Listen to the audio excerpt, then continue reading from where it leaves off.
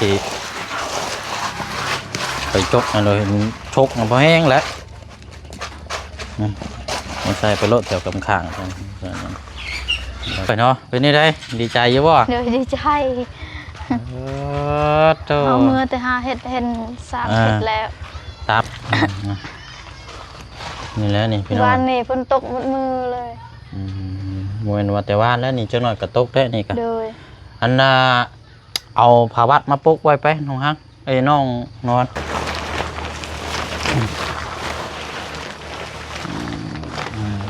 นี่แหละปุกไว้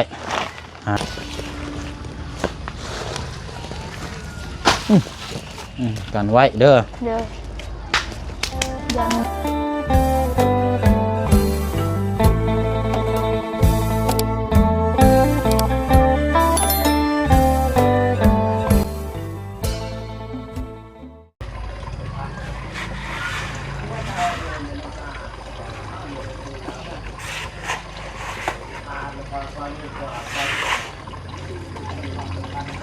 ปอ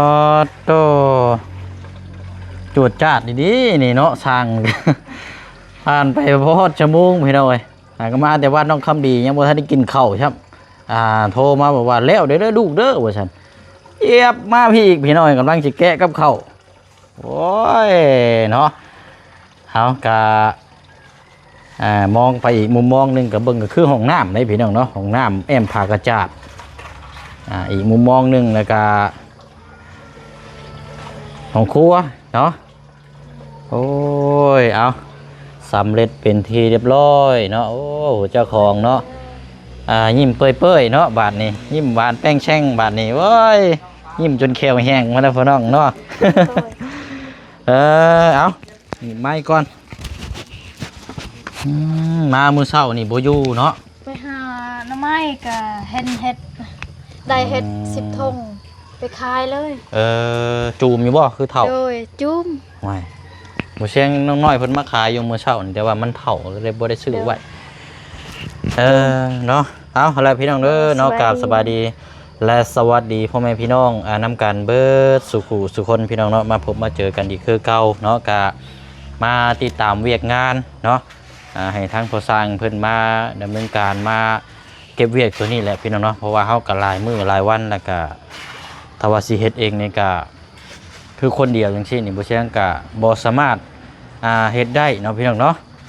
ถ้าสิมีคู่มือหรือว่าเป็นมืออุปกรณ์นี่ก็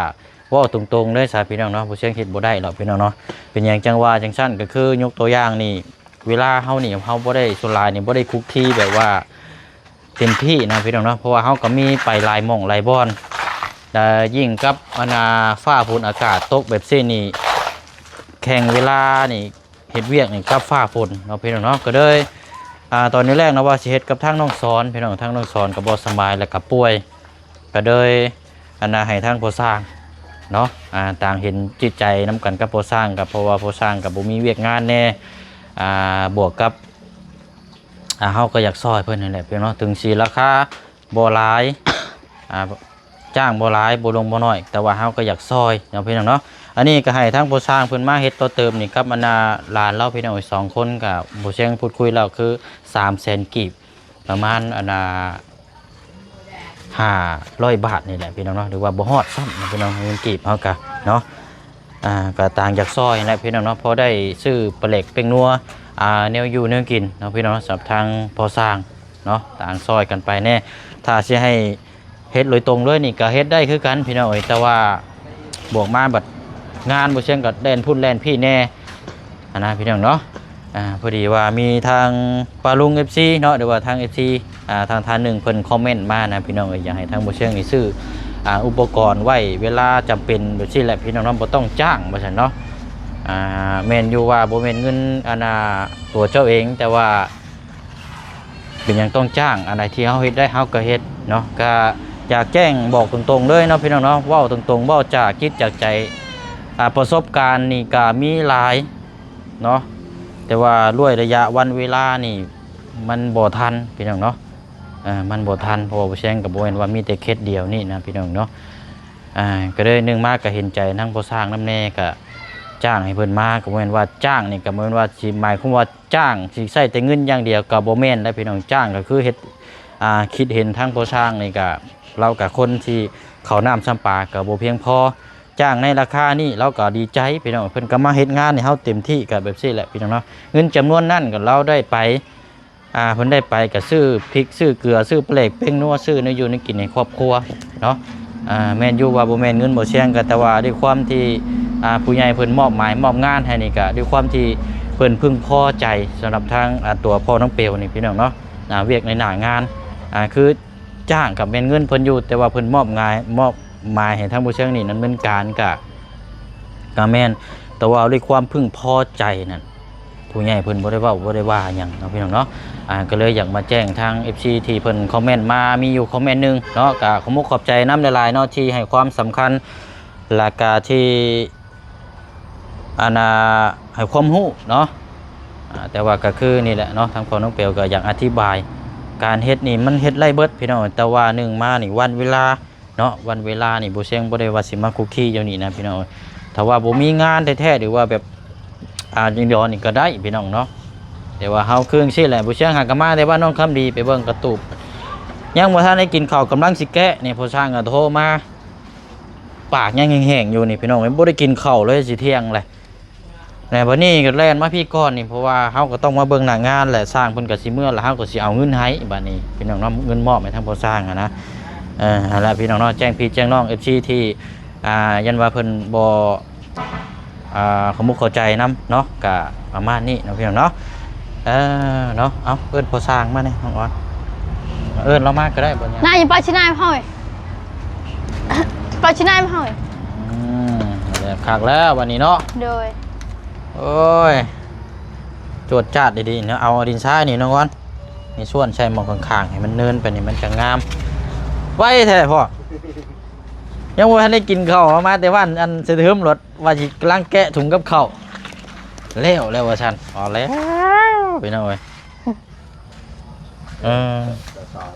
บ่เอาหินทรายนี่เบิ่ง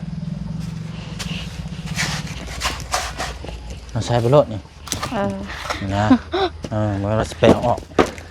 มันจะเอาหินทรายนี่เพราะว่าเป็นไปได้เอาแห่หันก็ได้ไม่ใช่นี่มันจังโบเจินเอาดินแห่หันก็ได้เอาแห่ใส่หินขอบนี้เนาะเยิ่มเพราะว่าเวลาฟ้าฝนตกมามันจังบ่ทะลักไปนะนั่นคือแบบนี้นี่ทรายนี่มากกับไปคือเก้านี่มันบ่มีหินเด้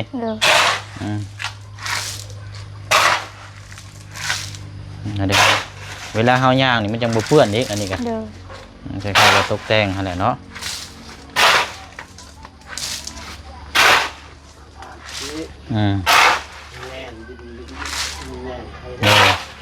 โอ้นี่เนาะใส่สังกะสีเนาะพี่น้องปิดกั้นเนาะอย่างดีเด้อนี่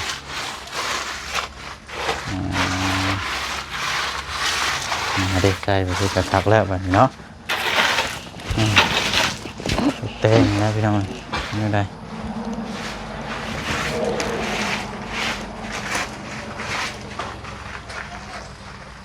เดี๋ยวจังเข้าไปซองเบิ่งข้างในเนาะแต่งเด็กจังหน่อย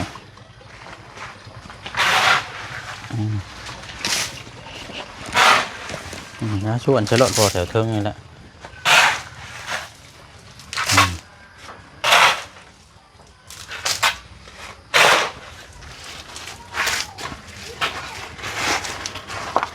แล้วบัดนี้ไม่แต่ระวังคนมาเหยียบมาได้น้องอ่อนบัดนี้เด้อจังหน่อยเด็กน้อยมาฝากห้อยไว้นั่นเด้ฮะมันแห้งก็จังอันนี้เนาะนี่พี่น้องโอ้โธ่ทำชิจุบาทนี่ทักดีนี่โอ้สุดแล้วเนาะพอเนาะทักแล้วพี่น้องเลยคนสาดกระโบเปียกนี่นั่งกินข้าวอยู่ในหันก็ได้เลยแต่ว่าหนึ่งมานี่พยายามอย่าให้มันหกแค่นั้นก็พอให้มันเป็นระเบียบนะเป็นยังจังหวะชั้นย่านมันงูแง่วนะมาว่ามันอยู่พื้นสิเดี๋ยวมันสีไปจกเลยชกมันพอแห้งแล้วมันใส่ไปโลดเกี่ยวกับข้างแล้วก็นั่นอีกให้เขาลายเยอะให้เขาใช้อีกนิดนึง นำออกได้เลยถือแบบ หึ นี่ไม้นี่ใหญ่นำออกได้เลย จังว่าเจ้าคือบ่ไปหาถามคนแถวในบ้านนี่ไผต้องการคันว่าเจ้าบ่เอาไว้ก็ให้เพิ่นมาเอาให้ เรา เพิ่นมา เอา ให้เพิ่นมาพาเอาก็ได้เฮ็ดพื้นเนาะพ่อเนาะ เอาจักรมาพาเอาเฮ็ดพื้นนี่ป้าไปหาอยู่ในโรงในป่าเบรกปืนสิไล่นี่โป้หรือว่าเจ้าจ้างไผก็ได้จ้างเขาเจ้ามาพาเฮ็ดพื้นไว้ก็ได้ เนี่ย พื้นเอาไว้จุดูดินี่ จักรแลบให้กี้ ตรังตา จ้างพาให้เด็กเฮ็ดเนาะพ่อเนาะ ครับ ป้าไม่นี่ครับก็ต้องไปหาอยู่ในโรงให้ยุงกัด เราเอาเลยนะกี้อันนี้กลูกนึงนั่นน่ะ แม่นเบิดเลยนี่พื้นนี่เจ้าพาเรียงๆไว้นี่จ้างเขาเจ้ามาพาได้แล้วนี่เนาะเอาซาเบิ่งก่อนบัดนี้พี่น้อยได้พอได้ละเดี๋ยวให้ทางน้องอ่อนเพิ่นต่อเติมอีกเท่านึง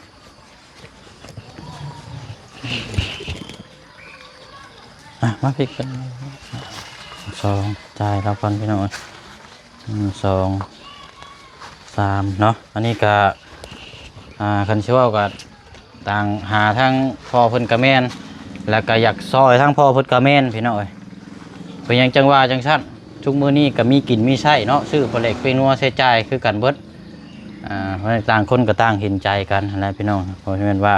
เฮาเฮ็ดได้เฮาก็เฮ็ดแต่ว่าหากให้เห็นใจกันนั่นแหละเนาะมันสิว่าก็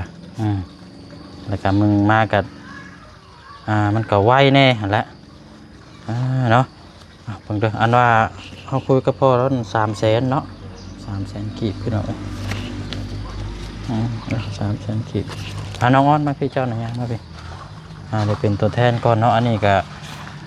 เป็นเงินทางอันชื่อว่ากับแม่หักเจ้าอะไรเด้อ เด้อ 1 2 3 300,000 จ้ะ แล้วก็ให้ทั้งพอสร้าง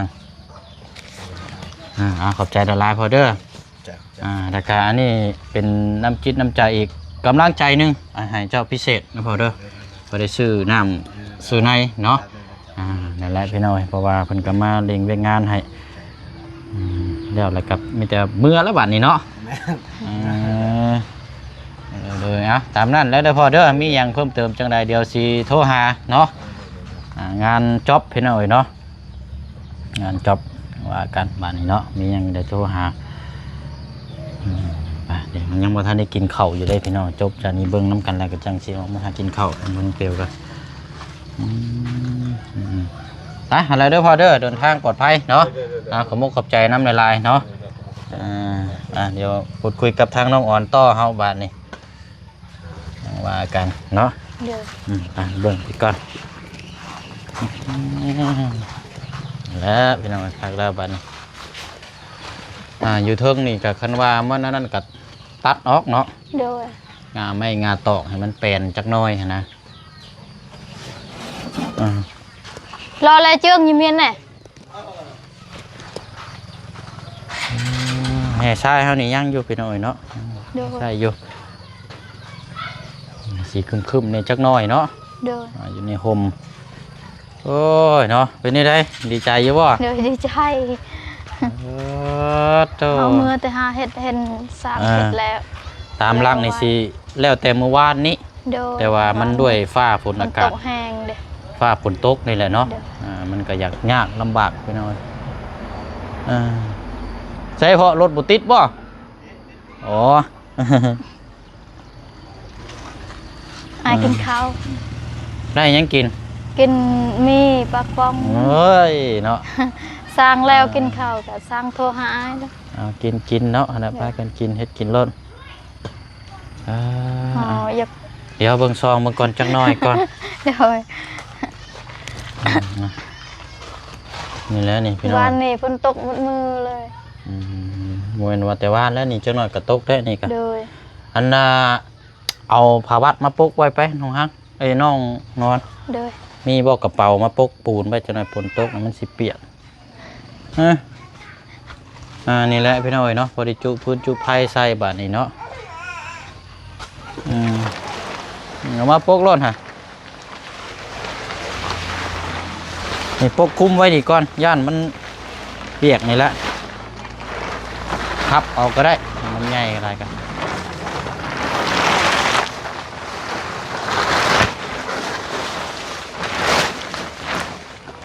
เอา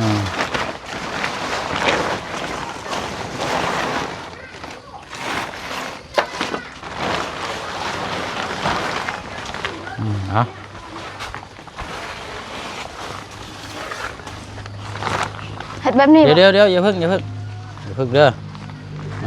แป๊บนึง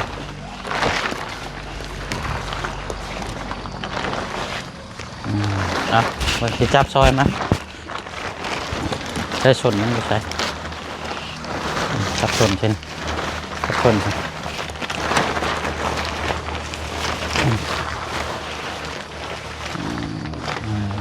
นี่แหละปลูกไว้หาแนวดินบล็อกข้างหลังนะนะอ้อนดินบล็อกก็ได้เอ้ยตื่นเลย ตื่น โตเนาะ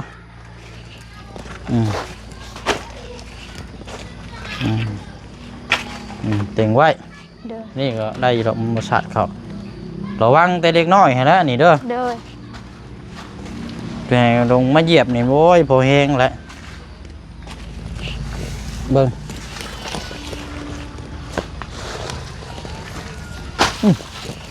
กันไว้เด้อยันเด็กน้อย ประมาณมื้ออื่นไปช้ามื้ออื่นแล้วก็จังคำว่ามันแข็งแล้วก็มีแต่ว่าจุเลยแล้วบาดนี้เนาะพร้อมใช้งานได้แล้วบาดนี้จุแล้วใช้อยู่เนาะสังกะสีเก่าแล้วก็มีอยู่นะก็ได้สร้างเพิ่นกับประกอบตัวนี้ให้พี่น้อยก็อยู่โอ้ได้การอยู่งาม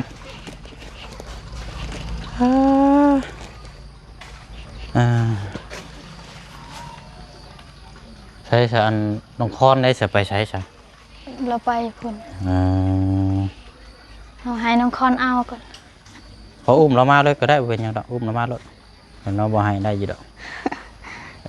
อุ้มมาพี่มาจะไปเห็นหรอหากตื่นนอนเนาะโดยตื่นแต่นอนห้องแม่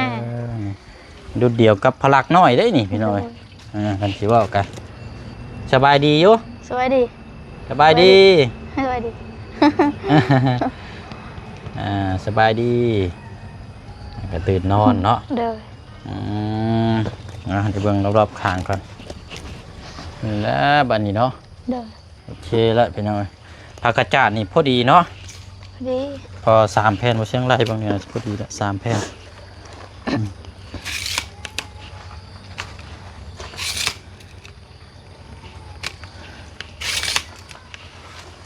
นี่แหละโอ้คักดีนี่เนาะเราอ้อมแบบปีให้แบบคักดีพี่น้องมีแต่มันแห้งผ้าผลยุตกแล้วทำความสะอาดแถวนี้บริเวณแถวนี้ปัดเป่าบ่ให้มันหกเห็ดใหม่ไปเลยมันจังบ่มีงูแง่วอย่างมาอันนี้ให้เสาฝนตกเพราะว่ามันจังเก็บง่ายนะเป็นกระเสกระเป๋าเอามาจุดลงงาไม้งาตอกตัวใดมันก็นั่นก็เขาก็ตัดถิ่มน้ำเนาะแล้วบ้านนี้ยืนอยู่นี่อยู่บ้านนี้ยืนอยู่นี่ก้อนบ้านนี้ก่อนพี่น้องถูกเนาะอันนี้นี่ก็ตอบน้อยแล้วเนาะเราถือว่าใครกิโลไปหน่อยเนาะ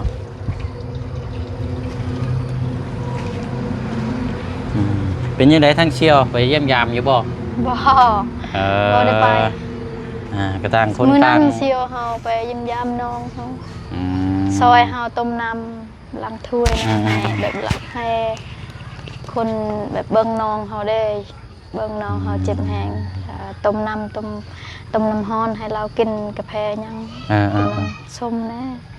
เชี่ยวเฮาต้มซอยล้างถ้วยล้างจานซอย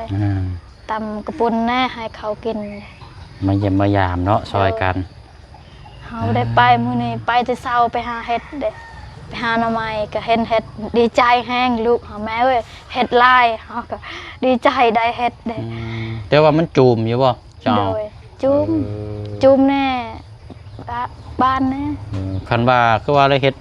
ฝนตกเนี่ยมันอยากเปื่อยเนาะมันอยากเปื่อยมันเถ่าเห็ดจูมแน่เขาได้งามเขาไปขายมืดไว้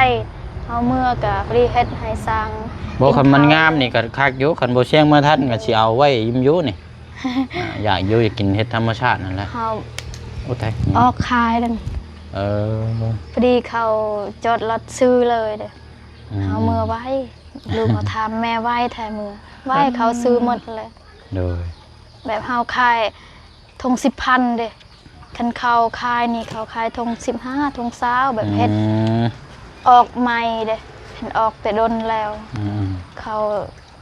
ขายแบบได้แพง เนาะเบิ่งก็นั่นก็มีเวลากลับไปหาอีกเนาะ โดยจังหวะ เฮ็ด เฮา ปวก ไปอีกกับลูก ไปหาเฮ็ดปวกเบิ่งเถื่อบ่ได้ขายเนาะ โดยได้แสนหนึง10 ธงเด้ อืม เขาคือขายบ่ได้แพงเขาผู้อื่นขายนี่แพงเขาเว้าใส่เฮาก็เขาให้เฮา5,000ให้ลูกเฮากินขนมแสนหนึง5,000 เนาะ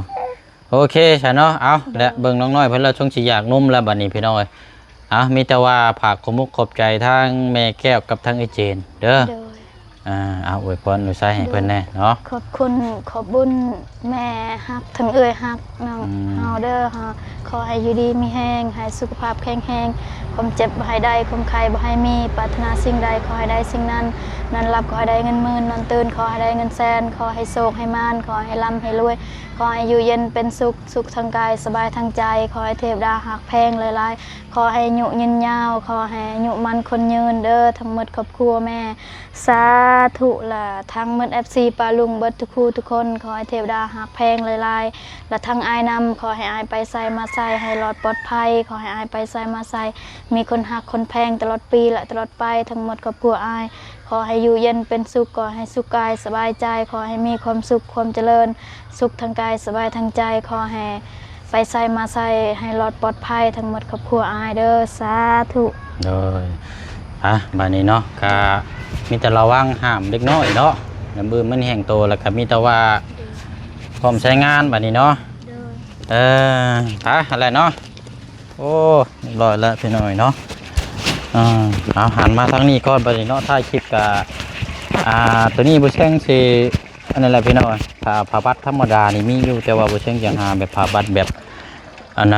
ต่อลื่นนะพี่น้องต่อมีสายดึงนะมาใส่ให้น้องเพิ่นเนาะพยายามหาอยู่พี่น้องส่วนหลายเห็นกับเจ้าเลาะขายอยู่แต่ว่าย่ามเฮาอยากไล่บัดบ่มีเนาะอันยังแต่ตัวนี้แล้วบัดนี้พี่น้องเนาะแต่เดี๋ยวจึงหาเบิ่งนํกันอีกเทื่อนึงเนาะไปเนาะเรียบร้อยเด้อบัดนี้พี่น้องเนาะก็ถือว่าพร้อมให้ทั้งน้องเพิ่นเฮ็ดอยู่เฮ็ดกินตามที่จะใส่ในครอบในครัวบัดนี้พี่น้องเนาะเนาะทางคนน้องเปียวก็สิได้ล่ำลาก่อนบัดนี้หากินข้าวกินน้ำก่อนเด้อพี่น้องเนาะเดี๋ยวจังว่าจังคุยน้ำกันอีกต่อไปนะพี่น้องเนาะขอมุกขอบใจทางปลุงเด้อเนาะ FC น้ำกันเบิดสุขุสุคนเนาะทาง